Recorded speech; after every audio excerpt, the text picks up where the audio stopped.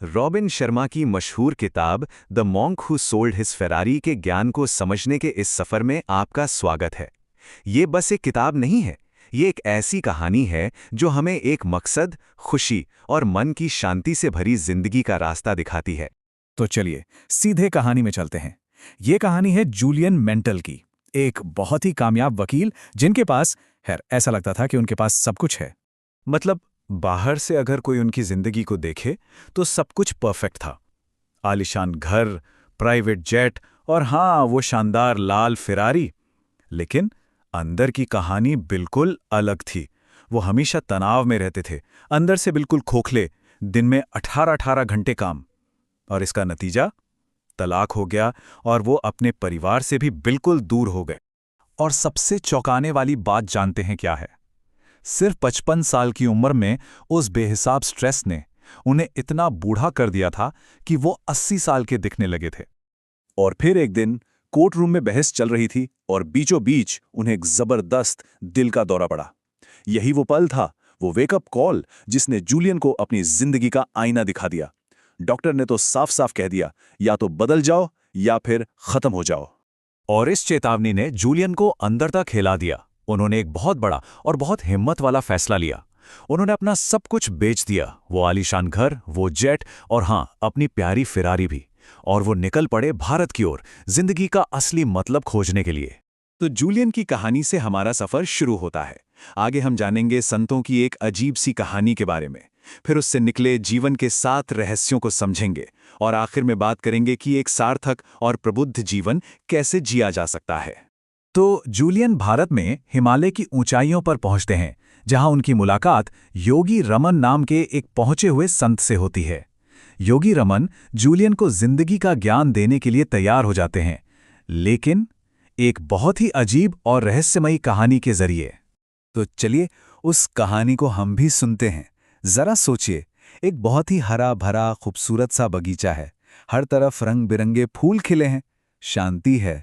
और उस सुंदर से बगीचे के ठीक बीचों बीच एक बहुत ऊंचा लाइट हाउस खड़ा है।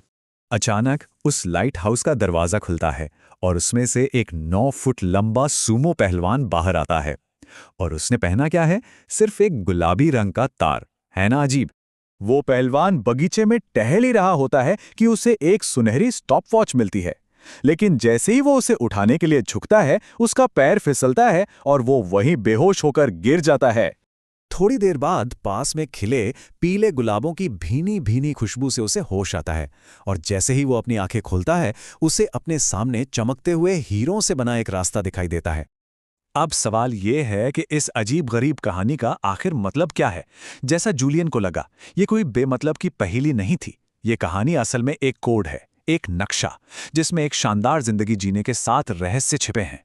तो चलिए इस कोड को डिकोड करते हैं। देखिए, वो खूबसूरत बगीचा हमारा मन है, यानी अपने मन पर काबू पाना सीखो। वो लाइट हाउस जिंदगी का मकसद है, मतलब अपने मकसद को पहचानो और उस पर चलो। वो विशाल सूमो पहलवान, वो काइजन है, यानी लगातार खुद को बेहतर बनाना। गुलाबी तार अनुशासन की शक्ति दिखाता है। सुनहरी स्टॉपवॉच हमें याद दिलाती है कि अपने समय की इज्जत करो। पीले गुलाब दूसरों की निस्वार्थ सेवा का प्रतीक हैं।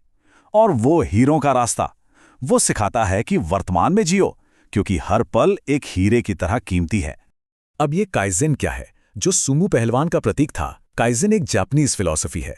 इसका सीधा सा मतलब है जिंदगी के हर पहलू में लगातार छोटे छोटे ही सही पर सुधार करते रहना, क्योंकि जब आप खुद को बेहतर बनाते हैं तो आपकी जिंदगी अपने आप बेहतर हो जाती है। और काइजन को अपनी जिंदगी में लाने के लिए किताब में 10 जबरदस्त आदतें बताई गई हैं। ये सिर्फ नियम नहीं, बल्कि जिंदगी को बदलने वाले तरीके हैं। जैसे रोज थोड़ा वक्त अकेले में बिताना, अच्छा और पौष्टिक खाना, शरीर का ध्यान रखना और हमेशा कुछ नया सीखते रहना। ये छोटी छोटी आदतें ही जिंदगी में बहुत बड़े और अच्छे बदलाव लाती हैं। अब बात करते हैं लाइट हाउस की, यानी अपने मकसद की। उसे पाने का एक 5 स्टेप का तरीका है। सबसे पहले दिमाग में एक बिल्कुल साफ तस्वीर बनाओ कि पाना क्या है। फिर खुद को मोटिवेट रखने के लिए एक डेडलाइन तय करो। सबसे जरूरी बात, कम से कम 31 दिन तक उसे लगातार करो। और हाँ, इस पूरे सफर को एंजॉय करो, क्योंकि मंजिल से ज्यादा खूबसूरत तो सफर ही होता है। अनुशासन की शक्ति, यानी वो गुलाबी तार, उसे मजबूत करने के लिए एक बहुत शक्तिशाली मंत्र है। मैं जो दिखता हूं उससे कहीं ज्यादा हूं। दुनिया की सारी शक्ति और ताकत मेरे अंदर है। कहते हैं कि इसे दिन में 30 बार दोहराने से आपकी इच्छा शक्ति बहुत मजबूत हो जाती है।